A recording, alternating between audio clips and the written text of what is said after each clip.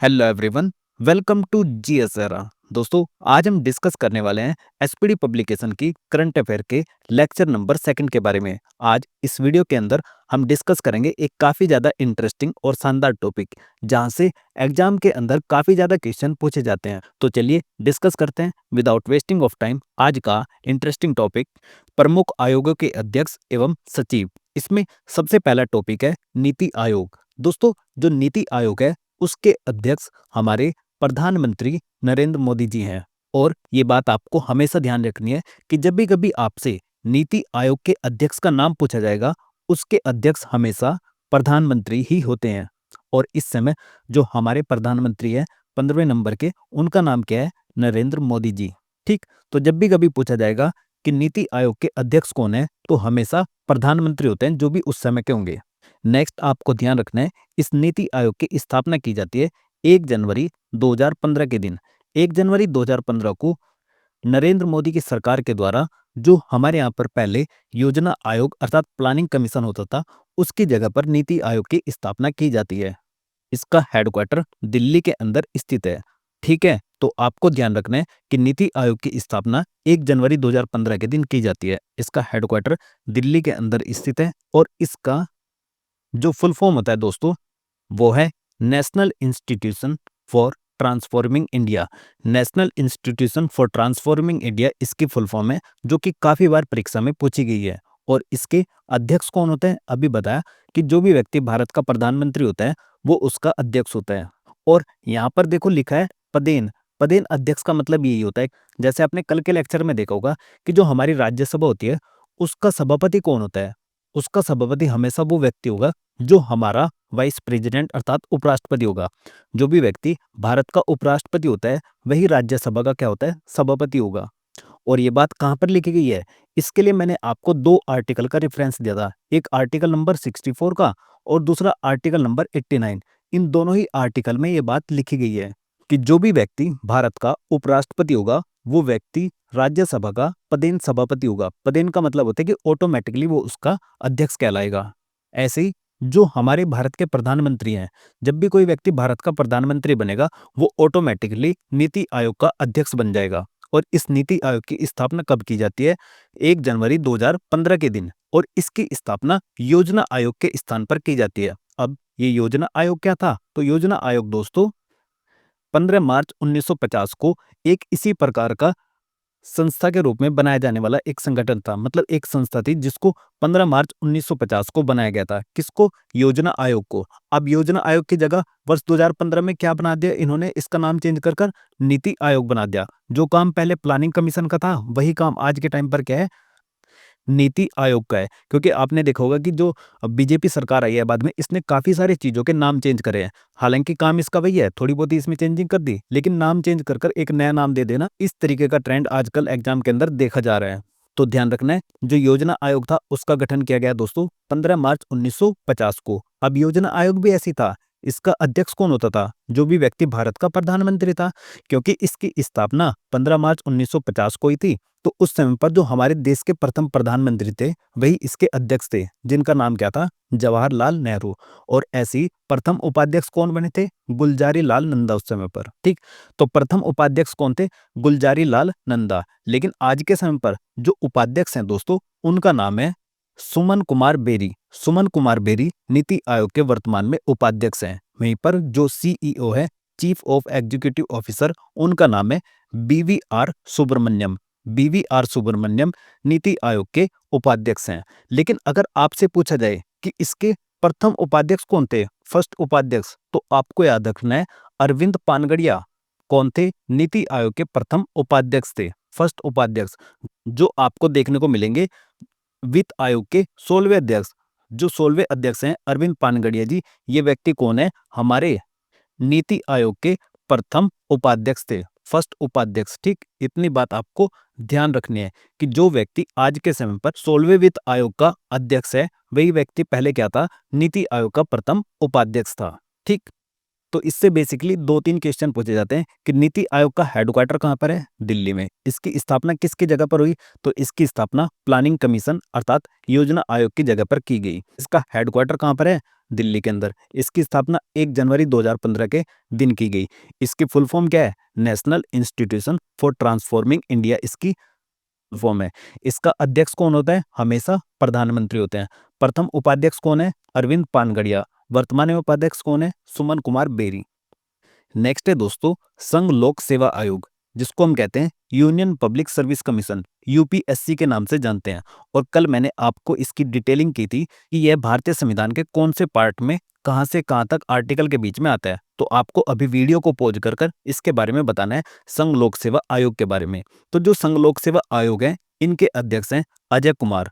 Ajay Kumar ji UPSC अर्थात संघ लोक सेवा आयोग के अध्यक्ष हैं और इनकी नियुक्ति हमारे प्रेसिडेंट महोदय यानी कि जो राष्ट्रपति होते हैं उनके द्वारा की जाती है। और वर्तमान में हमारे राष्ट्रपति कौन है? द्रौपदी मुर्मू जी हैं। और द्रौपदी मुर्मू जी कौन सी जनजाति से आती है? कल ही बताया था कि ये संथाल ट्राइब से आने वाली पहली महिला राष्ट्रपति हैं। ओवरऑल देखा जाए तो द्रौपदी मुर्मू सेकंड नंबर की राष्ट्रपति हैं, लेकिन जनजाति समुदाय से आने वाली वह पहली महिला राष्ट्रपति हैं। और व्यक्तिगत रूप में कौन से है? 15वें नंबर की। ठीक है। नेक्स्ट है दोस्तों 23वें विधि आयोग के अध्यक्ष कौन है? दिनेश माहेश्वरी। दिनेश माहेश्वरी 23वें विधि आयोग के अध्यक्ष हैं। नेक्स्ट राष्ट्रीय महिला आयोग नेशनल कमीशन फॉर वुमेन के अध्यक्ष विजय रहाटकर हैं। जो विजय रहाटकर जी हैं वो राष्ट्रीय महिला आयोग के अध्यक्ष हैं। इस राष्ट्रीय महिला आयोग को अंग्रेजी में हम NCW यानी कि नेशनल कमीशन फॉर वुमेन के नाम से जानते हैं। मोस्ट इंपॉर्टेंट है, यहां से क्वेश्चन पूछा जा सकता है। तो इसके अध्यक्ष कौन है? विजय रहाटकर। जो NCW है दोस्तों, इसकी स्थापना हुई थी 31 जनवरी 1992 को। 31 जनवरी 1992 के दिन राष्ट्रीय महिला आयोग की स्थापना की जाती है और इसका हेडक्वार्टर है दोस्तों दिल्ली के अंदर। ठीक, इतनी बातें आपको याद रखनी है। राष्ट्रीय महिला आयोग का हेडक्वार्टर दिल्ली के अंदर है। इसकी स्थापना 31 जनवरी 1992 के दिन की गई थी। ये डेट काफी ज्यादा इंपॉर्टेंट है, याद रखना आपको। लेकिन एक दिन मैं आपसे पूछता हूं कि जो हमारे यहाँ पर अंतर्राष्ट्रीय महिला दिवस मनाया जाता है यानी कि इंटरनेशनल वुमेन डे, जो अंतर्राष्ट्रीय महिला दिवस है उसको कब मनाया जाता है, किस दिन इसको सेलिब्रेट किया जाता है, ये आपको कमेंट सेक्शन में कमेंट करके मुझे बताना है। नेक्स्ट है दोस्तों राष्ट्रीय पिछड़ा वर्ग आयोग। मोस्ट इंपॉर्टेंट है, याद रखना। राष्ट्रीय का मतलब नेशनल, पिछड़ा का वर्ग बैकवर्ड, वर्ग का मतलब क्लास, आयोग का मतलब कमीशन, यानी कि इसको अंग्रेजी में हम बोलते हैं दोस्तों NCBC national commission for backward classes. इसका मतलब क्या होता है दोस्तों? सबसे पहले आपको याद रखना है इसके अध्यक्ष का नाम। NCBC यानी कि राष्ट्रीय पिछड़ा वर्ग आयोग के अध्यक्ष हैं हंसराज गंगाराम अहीर। हंसराज गंगाराम अहीर राष्ट्रीय पिछड़ा वर्ग आयोग के अध्यक्ष हैं। मोस्ट इंपॉर्टेंट है, याद कर लेना। इनके जो अध्यक्ष की नियुक्ति होती है दोस्तों, वो हमारे प्रेसिडेंट के द्वारा की जाती है, यानी कि राष्ट्रपति के द्वारा राष्ट्रीय पिछड़ा वर्ग आयोग की नियुक्ति की जाती है। अब ये जो राष्ट्रीय पिछड़ा वर्ग आयोग है, इससे रिलेटेड एक क्वेश्चन पूछा जाता है कि इसको संवैधानिक दर्जा कब प्राप्त हुआ। तो NCBC को दोस्तों जो राष्ट्रीय संवैधानिक दर्जा प्राप्त हुआ वो 102 नंबर का कॉन्स्टिट्यूशन अमेंडमेंट एक्ट हुआ था, यानी कि 102 नंबर का संविधान संशोधन अधिनियम हुआ था। कब? वर्ष 2018 में। वर्ष 2018 में 102 नंबर के संविधान संशोधन के माध्यम से राष्ट्रीय पिछड़ा वर्ग आयोग को संवैधानिक दर्जा दे दिया गया, यानी कि कॉन्स्टिट्यूशनल दर्जा दे दिया गया। अब संवैधानिक दर्जा देने का मतलब क्या हुआ कि इसको भारत के संविधान के अंतर्गत जगह दे दी। और भारत के संविधान में कहां पर? आर्टिकल 338 बी के अंदर।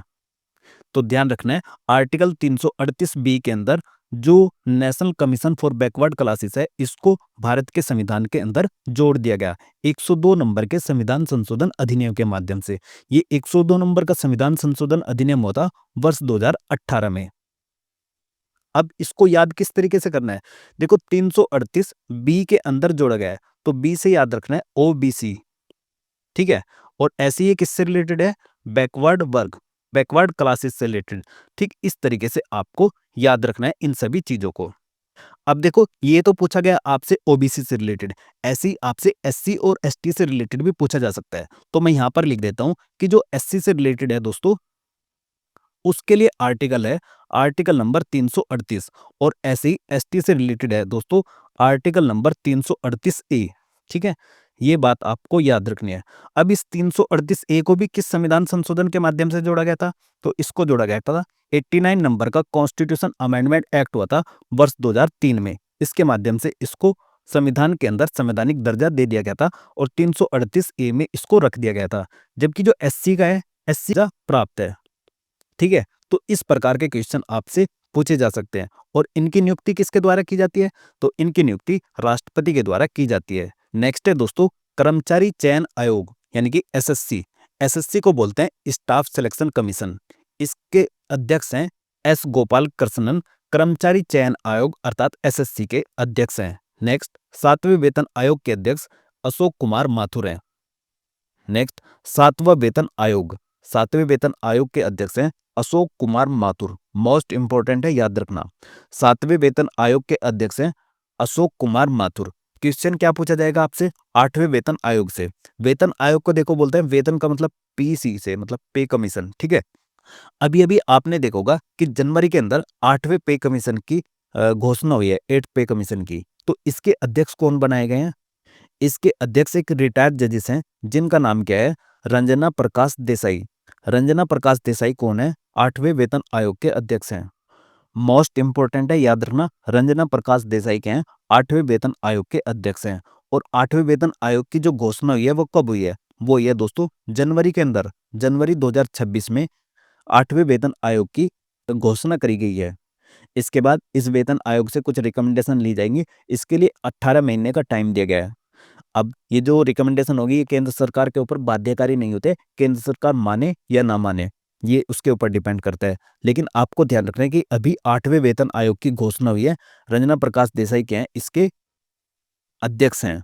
और इसके अध्यक्ष की नियुक्ति केंद्र सरकार के द्वारा की जाती है, न कि राष्ट्रपति के द्वारा। ठीक है, तो ध्यान से याद रखना, सेंट्रल गवर्नमेंट के द्वारा इनकी नियुक्ति की जाती है। अभी जो अध्यक्ष हैं 7वें वेतन आयोग के, उनका नाम क्या है? अशोक कुमार माथुर। अब देखो वेतन आयोग से रिलेटेड कुछ बातें और भी आपको याद रखने हैं कि इसका काम क्या होता है। देखो केंद्र सरकार क्या करती है अपने कर्मचारियों को, जब वो सैलरी देती है फिर पेंशन देती है, तो उनके भुगतान का निर्धारण करने के लिए उनके भुगतान का निर्धारण किया जाता है इसके द्वारा।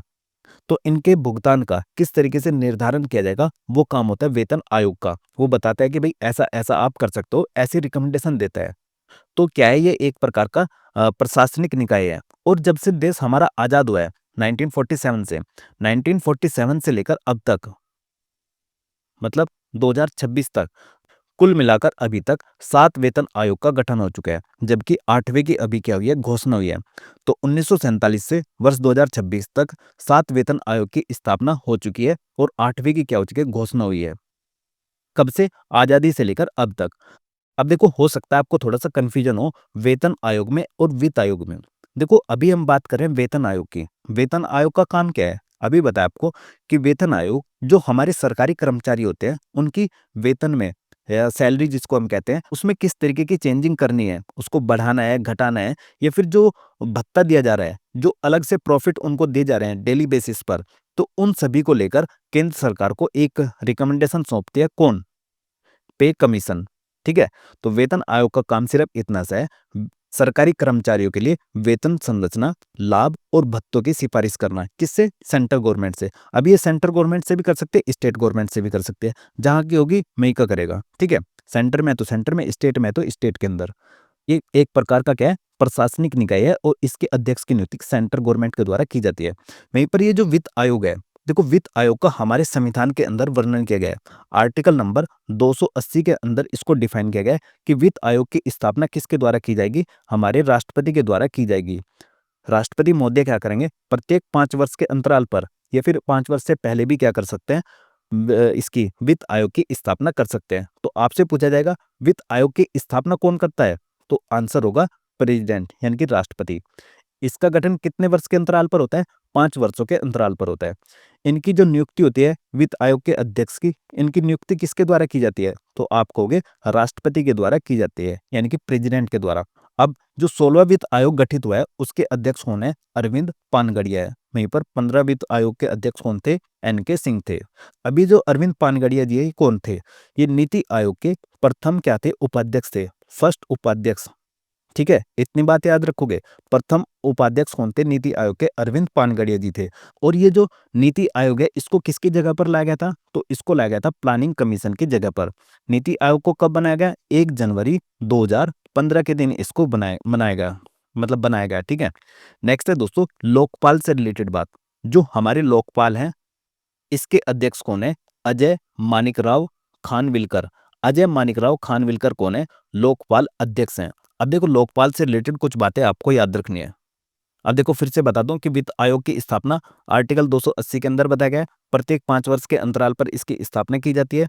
इसका कार्य क्या होता है? संघ और राज्यों के मध्य करों का विवरण करना होता है। मतलब कि जो सेंट्रल गवर्नमेंट और स्टेट गवर्नमेंट होती है उसके बीच में किस तरीके से पैसों का बंटवारा किया जाएगा, टैक्सेस का बंटवारा स्टेट के अंदर किया जाएगा, इस तरीके से इसका कार्य होता है। नेक्स्ट, तो इतनी बात आपको याद रखनी है। अब हम बात करते हैं लोकपाल के बारे में। देखो जो लोकपाल है दोस्तों, अंतर्राष्ट्रीय स्तर पर सभी नागरिकों की शिकायतों के लिए निवारण हेतु बनाई गई संस्था को हम क्या कहते हैं? ओम्बुड्समैन कहते हैं। लेकिन हमारे यहाँ इंडिया में उसको क्या कहते हैं? लोकपाल के नाम से जानते हैं। अब ये जो ओम्बुड्समैन है ये एक स्वीडिश भाषा का वर्ड है। इसका मतलब होता है लोगों का प्रतिनिधित्व करना। भारत में ओम्बुड्समैन को कहा जाता है लोकपाल। ये क्वेश्चन आपसे पूछे जा सकते हैं।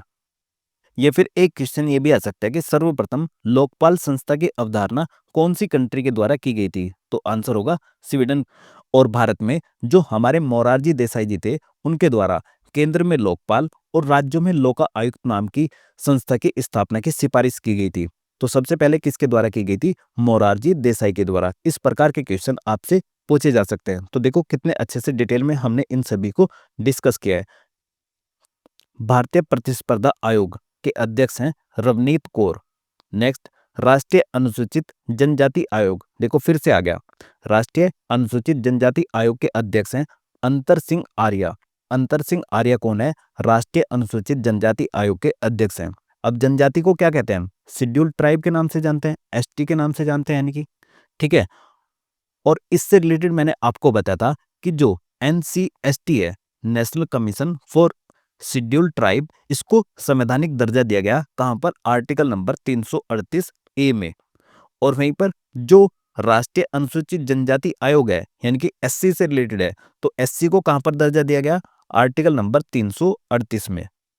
ठीक है, और ठीक है, और राष्ट्रीय अनुसूचित जनजाति आयोग के जो अध्यक्ष हैं उनका नाम है किशोर मकवाना। किशोर मकवाना एससी के अध्यक्ष हैं। अब थोड़ा सा याद करते हैं कि मैंने अभी आपको बताया था ओबीसी का। ओबीसी को भी क्या मिला है? संवैधानिक दर्जा मिला है। National commission for backward classes के नाम से एक संवैधानिक दर्जा प्रदान किया गया। अब एनसीबीसी को किसके द्वारा दिया गया? 102 नंबर का संविधान संशोधन हुआ था, यानी कि कॉन्स्टिट्यूशन अमेंडमेंट एक्ट हुआ था। कब? वर्ष 2018 में। तो वर्ष 2018 में जो जो हमारा राष्ट्रीय पिछड़ा वर्ग आयोग है उसको क्या मिल चुका है? संवैधानिक दर्जा मिल चुका है। ऐसे ही जो एसटी से रिलेटेड है, अनुसूचित जनजाति आयोग से रिलेटेड है, इसको भी संवैधानिक दर्जा मिल गया था। कब? वर्ष 2003 में। और वर्ष 2003 में 89 नंबर का कॉन्स्टिट्यूशन अमेंडमेंट एक्ट होता है, उनको क्या मिला था? वर्ष 2003 में संवैधानिक दर्जा मिल गया था। लेकिन ये जो आर्टिकल 3 को मिला था 2003 में एसटी को, इसके 15 साल बाद किसको मिला? वर्ष 2018 में ओबीसी को। ठीक इस तरीके से आपको सारी चीजें याद रखनी है। अब ये जो इनके अध्यक्ष होते हैं इनकी नियुक्ति की जाती है दोस्तों राष्ट्रपति के द्वारा। ठीक है, इतनी बातें आपको याद रखनी है। नेक्स्ट है दोस्तों राष्ट्रीय मानव अधिकार आयोग, NHRC, national human right commission. इसके अध्यक्ष हैं वी राम सुब्रमण्यम। वी राम सुब्रमण्यम कौन है? 90 नंबर के अध्यक्ष हैं। अब जो इसके अध्यक्ष बनाए जाते हैं दोस्तों वो किसी न किसी जो कोर्ट होता है उसके मुख्य न्यायाधीश को बनाया जाता है। तो ध्यान रखना इसमें हमेशा रिटायर्ड जजेस होते हैं और वो क्या होता है? चीफ जज होते हैं, यानी कि मुख्य न्यायाधीश होते हैं किसी न किसी न्यायालय के, या तो वो हाई कोर्ट के होंगे या फिर सुप्रीम कोर्ट के होंगे। ठीक है, तो राष्ट्रीय मानव अधिकार आयोग के अध्यक्ष कौन है? वी राम सुब्रमण्यम। अब जो इसकी स्थापना हुई थी दोस्तों वो हुई थी 12 अक्टूबर 1993 में। 1993 में 12 अक्टूबर के दिन इसकी स्थापना होती है। ये डेट काफी बार पूछी जाती है, 12 अक्टूबर 1993। और इनके अध्यक्ष का जो कार्यकाल होता है वो 3 साल या फिर 70 साल, जो भी उसमें पहले हो। अब 3 या 70 का मतलब क्या है? देखो, इनका कार्यकाल तो होता है 3 साल का, लेकिन अगर कोई व्यक्ति 70 साल की आयु पहले ही प्राप्त कर लेता है तो वो व्यक्ति क्या हो जाएगा? हट जाएगा उस पद से। तो इनमें से जो भी पहले होगा 3 वर्ष या फिर वो 70 साल की आयु प्राप्त कर लेगा, तब क्या हो जाएगा? वो उस पद से हट जाएगा। कार्यकाल की अवधि कितनी है? 3 साल। अगर उसने 70 साल की आयु प्राप्त कर ली तो वो पहले हट जाएगा। सपोज करो कि कोई 68 साल की एज में अध्यक्ष बन गया, तो वो 68 से 70 तक 2 साल ही क्या रहेगा? इसका अध्यक्ष रहेगा। यानी कि वो 70 साल वाली एलिजिबिलिटी होने पर उस पद को छोड़ देगा। ठीक है, तो इसलिए कहा है कि इनमें से जो भी पहले होगा वो माना जाएगा। तो इसका मतलब ये हो कि इनमें से जो भी पहले होगा उसको माना जाएगा। नेक्स्ट है दोस्तों, राष्ट्रीय बाल अधिकार संरक्षण आयोग। इसके अध्यक्ष हैं प्रियांक कानूनगो। जो प्रियांक कानूनगो हैं वो राष्ट्रीय बाल अधिकार संरक्षण आयोग के अध्यक्ष हैं। नेक्स्ट, राष्ट्रीय अल्पसंख्यक आयोग। राष्ट्रीय अल्पसंख्यक आयोग के अध्यक्ष हैं सरदार इकबाल सिंह लालपुरा। सरदार इकबाल सिंह लालपुरा राष्ट्रीय अल्पसंख्यक आयोग के अध्यक्ष है। अब देखो, अल्पसंख्यक कौन है? हमारे यहाँ पर काफी लोग अल्पसंख्यक है, सिख भी अल्पसंख्यक में आते हैं, तो इससे याद रखना सरदार से। ठीक। नेक्स्ट है दोस्तों, भारतीय बोर्ड समिति प्राधिकरण एवं इसके अध्यक्ष। तो इसमें सबसे पहला है रेलवे बोर्ड। जो रेलवे बोर्ड के अध्यक्ष और सीईओ हैं वो है सतीश कुमार। सतीश कुमार रेलवे बोर्ड के अध्यक्ष व सीईओ हैं। देखो, इसमें काफी सारे जो बोर्ड हैं, प्राधिकरण हैं और उनके अध्यक्ष के नाम आएंगे, लेकिन आपको कुछ इंपॉर्टेंट नाम ही याद रखने हैं। सारे के सारे नाम इंपॉर्टेंट नहीं है, केवल आपको यहाँ पर बस मैं पढ़ा रहा हूँ, लेकिन सारे नाम इंपॉर्टेंट नहीं है। जो होंगे वो मैं आपको बता दूंगा। जैसे इंपॉर्टेंट नाम है दोस्तों, सेबी। सेबी की फुल फॉर्म आपसे काफी बार पूछी जाती है। तो सेबी की फुल फॉर्म है securities and exchange board of India.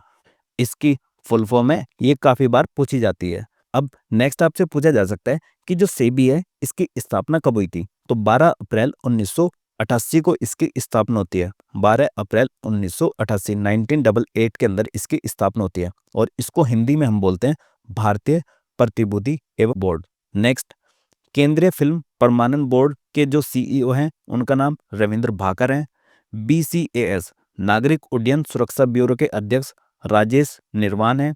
Central board of direct taxes CBDT, इसके अध्यक्ष रवि अग्रवाल हैं। देखो, ये आपको याद रखना है, सीबीडीटी की जो फुल फॉर्म है central board of direct taxes के नाम से इसको जाना जाता है और इसकी स्थापना 1 जनवरी 1964 के दिन की जाती है। 1 जनवरी 1964 को सीबीडीटी अर्थात central board of direct taxes की स्थापना की जाती है और इसका जो हेडक्वार्टर है दोस्तों वो दिल्ली के अंदर पड़ता है और इसके जो वर्तमान अध्यक्ष हैं वो है रवि अग्रवाल। नेक्स्ट, सीबीआईसी केंद्रीय अप्रत्यक्ष कर एवं सीमा शुल्क बोर्ड, इसके अध्यक्ष संजय कुमार अग्रवाल हैं। नेक्स्ट, नेशनल डेयरी विकास बोर्ड एनडीडीबी के जो चेयरमैन हैं वो है मिनेश शाह। नेक्स्ट, कंपनी कानून बोर्ड सीएलबी महेश मित्तल कुमार के अध्यक्ष हैं। नेक्स्ट, नालसा, मोस्ट इंपॉर्टेंट है, याद रखना है नालसा। नालसा की फुल फॉर्म भी पूछी जाती है, नेशनल लीगल सर्विस अथॉरिटी। इसके अध्यक्ष हैं जस्टिस सूर्यकांत। जस्टिस सूर्यकांत जी राष्ट्रीय विधिक सेवा प्राधिकरण अर्थात नालसा के अध्यक्ष हैं। नेक्स्ट है दोस्तों, पेट्रोलियम व प्राकृतिक गैस नियामक बोर्ड, इसके अध्यक्ष अनिल कुमार जैन हैं। नेक्स्ट, भारतीय दूरसंचार विनियामक प्राधिकरण, जिसको हम ट्राई कहते हैं, telecom regulatory authority of India के नाम से इसको जाना जाता है और इसके अध्यक्ष अनिल कुमार लाहौटी हैं। अनिल कुमार लाहौटी भारतीय दूरसंचार विनियामक प्राधिकरण के अध्यक्ष है। एक नाम आपने सुना होगा, एक आईएएस है टीना डाबी। टीना डाबी की जो फैमिली है उसमें कौन ट्राई से बिलोंग करता है, ये बात आपको बतानी है, क्योंकि जब टीना डाबी का रिजल्ट आया था उनको रिजर्वेशन मिला था। ये एक प्रकार से यूपीएससी के कैंडिडेट होते हैं, तो इसमें अगर किसी यूपीएससी के कैंडिडेट से पहले ही फैमिली का कोई बंदा बिलोंग कर रहा है, क्या उसके बेटे को आगे रिजर्वेशन मिलना चाहिए या नहीं मिलना चाहिए? उस समय पर इस पर काफी ज्यादा डिस्प्यूट हुआ था, तो ये बात आपको ध्यान रखनी है, थोड़ा सा सर्च करना इस बारे में। नेक्स्ट है दोस्तों, जो भारतीय विशिष्ट पहचान प्राधिकरण है यूआईडीएआई, इसके सीईओ भुवनेश कुमार हैं। नेक्स्ट, भारत का महापंजीयक एवं जनगणना आयुक्त मृत्युंजय कुमार नारायण है। देखो, मृत्युंजय कुमार नारायण को इस तरीके से कनेक्ट करना, जो हमारी जनगणना है, जनगणना में अभी हम विश्व के नंबर 1 पर आने वाले हैं। जब कभी जनगणना होगी, काउंटिंग अभी हो रही है चाइना से ऊपर ही निकल जाएंगे हम। इसके अंदर जो पैदा होने वाले लोगों की संख्या वो अधिक है, तो इसलिए जनगणना से याद करो मृत्युंजय। ठीक इस तरीके से आप इसको याद कर सकते हो। नेक्स्ट है दोस्तों लोक लेखा समिति। लोक लेखा समिति के अध्यक्ष केसी वेणुगोपाल हैं। मोस्ट इंपॉर्टेंट है याद करना, लोक लेखा समिति। ऐसी जो प्राकलन समिति है, प्राकलन समिति के अध्यक्ष हैं डॉक्टर संजय जायसवाल। अब ये क्वेश्चन तो आपसे पूछे जा सकते हैं अध्यक्ष और उपाध्यक्ष से रिलेटेड, लेकिन इनके सदस्यों से रिलेटेड एक क्वेश्चन आपसे पूछा जाता है बार बार परीक्षा में। वो क्या है मैं आपको बता देता हूँ। जैसे जो हमारी लोक लेखा समिति है उसके अंदर सदस्यों की संख्या 22 होती है। इन 22 में 15 आते हैं लोकसभा से और 7 आते हैं राज्यसभा से। किसके अंदर? लोक लेखा समिति के अंदर। वहीं पर जो हमारी प्राक्कलन समिति है दोस्तों, प्राक्कलन समिति के सदस्यों की संख्या 30 होती है। इसमें जो सारे के सारे सदस्य आते हैं वो लोकसभा में आते हैं, मतलब लोकसभा से आते हैं। तो इस प्रकार का कंफ्यूज करने वाला क्वेश्चन आपसे पूछा जा सकता है।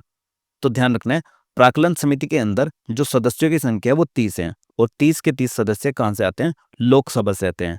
जबकि जो हमारी लोक लेखा समिति है इसके अंदर जो सदस्यों की संख्या है वो 22 है। इन 22 में से 15 आते हैं लोकसभा से और वहीं पर जो 7 सदस्य हैं वो आते हैं राज्यसभा से। ठीक है, क्योंकि भाई देखो इस तरीके से भी याद रख सकते हो, लोकसभा में नंबर ऑफ सीट्स ज्यादा है, राज्यसभा में नंबर ऑफ सीट्स कम है। अब कितनी लोकसभा के अंदर सीट्स हैं, राज्यसभा के अंदर कितनी सीट है, ये सारी की सारी आपको कमेंट सेक्शन में कमेंट करके मुझे बतानी है।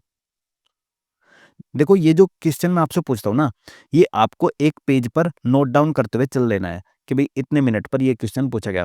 फिर आपको या तो अगले दिन या फिर वीडियो खत्म होने के बाद उसी दिन आपको कमेंट सेक्शन में कमेंट करके बताना है कि भाई देखो इसका क्वेश्चन का आंसर ये है। जितना आप ज्यादा से ज्यादा टाइप करोगे, जितना आप ज्यादा से ज्यादा पेपर पर लिखोगे, ब्लैंक पेपर पर लिखोगे, खुद से अपने ही दिमाग में मेमोराइज करोगे, ज्यादा से ज्यादा बोलने की कोशिश करोगे, उतनी ही चीजें आपके याद होगी। ध्यान रखना। नेक्स्ट है दोस्तों भारतीय राष्ट्रीय राजमार्ग प्राधिकरण, संतोष कुमार यादव। नेक्स्ट भारतीय विमानपत्तन प्राधिकरण एएआई, इसके अध्यक्ष हैं विपिन कुमार। अब हम बात करते हैं महारत्न कंपनियों के बारे में। देखो दोस्तों जो हमारे यहाँ पर महारत्न कंपनी है उनकी कुल मिलाकर संख्या 14 है। इसी में किसी के भी प्रमुख आपसे नहीं पूछे जाते, लेकिन इनकी फुल फॉर्म आपसे काफी बार पूछी जाती है। तो सारी की सारी फुल फॉर्म को आपको बहुत अच्छे से याद कर लेना है। अब ये सारी की सारी जो फुल फॉर्म है वो हम लेक्चर नंबर 3 के अंदर डिस्कस करेंगे, क्योंकि लेक्चर की ड्यूरेशन थोड़ी ज़्यादा होने की वजह से हमें इस वीडियो को यहीं पर पॉज करना पड़ेगा। तो इसी इन्फॉर्मेशन के साथ दोस्तों ये था इस वीडियो का एंड। आई होप आपको ये वीडियो पसंद आई होगी। अगर आपको ये वीडियो पसंद आई है तो इस वीडियो को लाइक कीजिए और अपने दोस्तों को शेयर कीजिए। तो मिलते हैं नेक्स्ट वीडियो में। Thank you for watching GS era.